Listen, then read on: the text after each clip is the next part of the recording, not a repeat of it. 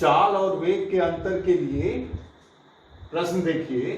एक कार 5 घंटे में दिल्ली से अंबाला उत्तर की ओर 200 किमी की दूरी तय करती है।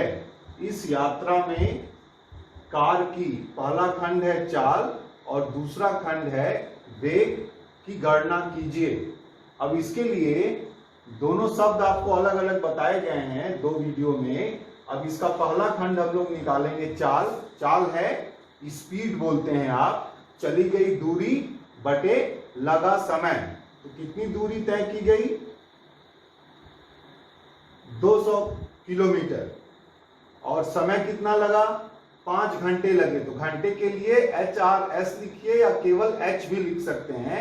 और किलोमीटर के लिए KM लिखेंगे।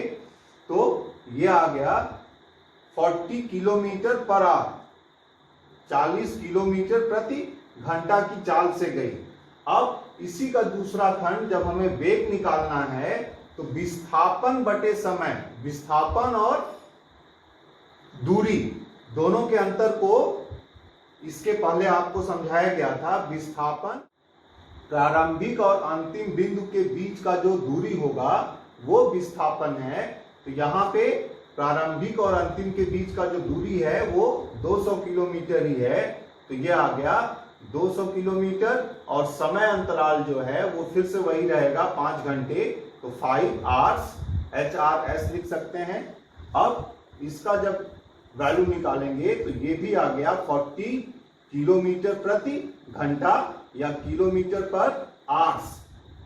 तो ये दोनों जो है इस प्रश्न में चाल और वेग दोनों की वैल्यू जो है वो बराबर है। चाल अदिश राशि है और वेग जो है वो सदिश राशि है। इसीलिए यहाँ पे शब्द देखिए, इस पे ध्यान रखिएगा हमेशा, दूरी और विस्थापन। तो जो अंतर है वो इन दोनों शब्दों में है, दूरी और विस्थापन में। तो दूरी आपके लिए सामान्य शब्द है, विस्थापन थोड़ा सा अलग शब्द है। प्रारंभिक और अंतिम बिंदु के बीच का जो डिस्टेंस होगा, दूरी होगी, उसको आप विस्थापन बोलेंगे। तो अब इसका एक और देखेंगे हम लोग जिसमें ये डिफरेंट आएगा। इसमें एक और खंड देख लो। एक बस दिल्ली से जयपुर 5 घंटे में 250 किमी दूरी तय करती है और 5 घंटे में समान समय में 250 किमी की समान दूरी तय करके वापस आती है। तो एक दिल्ली से जयपुर और दूसरा हो गया जयपुर से दिल्ली। तो जाते समय दिल्ली से जयपुर जाएगी और फिर रिटर्न करेगी बस जो है वो जयपुर से दिल्ली। तो पहला मोशन और दूसरा मोशन ये यहाँ पे आपको दर्शाया गया। तो यात्रा के लिए बस की औसत चाल, तो औसत चाल और उसका वेग दोनों यहाँ पे ज्ञात करने के लिए बोल रहा है। तो औसत चाल चली गई दूरी बटे कुल समय। अब कितनी दूरी है भाई, देखो यहाँ पे अभी जो डायग्राम बना है इसमें ध्यान दीजिए। 5 किलोमीटर 250 किमी जो है वो जाना और 250 किमी जो है वो वापस आना है। तो दूरी जो है वो कितनी हो गई चाल के लिए?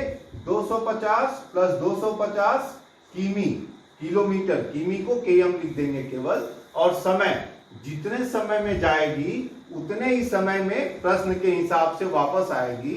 तो 5 प्लस 5 घंटे, घंटे को केवल H से भी डिनोट कर सकते हैं या थोड़ा सा एक्सटेंड करेंगे तो HRS लिख देंगे, आवर्स हो जाएगा ये।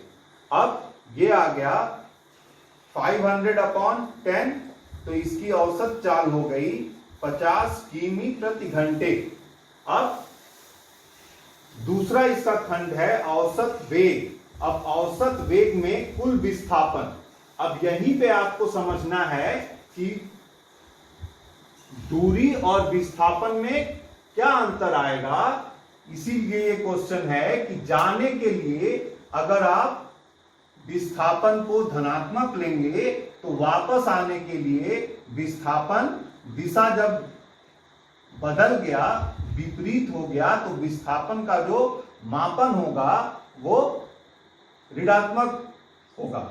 और अगर जाने के लिए ऋणात्मक अगर आप लेते हैं तो आने के लिए धनात्मक होगा। तो ये निश्चित है कि एक धनात्मक होगा और एक ऋणात्मक होगा।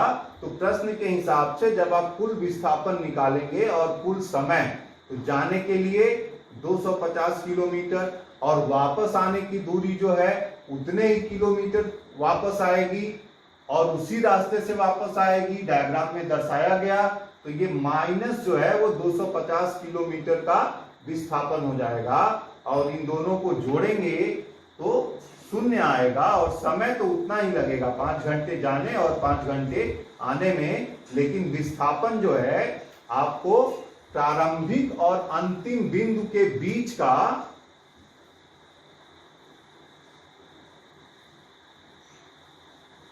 देखना है। तो प्रारंभिक जहां से स्टार्ट हुआ वहीं पे अंतिम बिंदु जो है वहीं पे फिर वापस आ गया।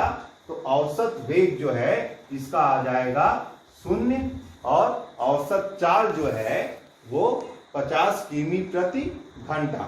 धन्यवाद।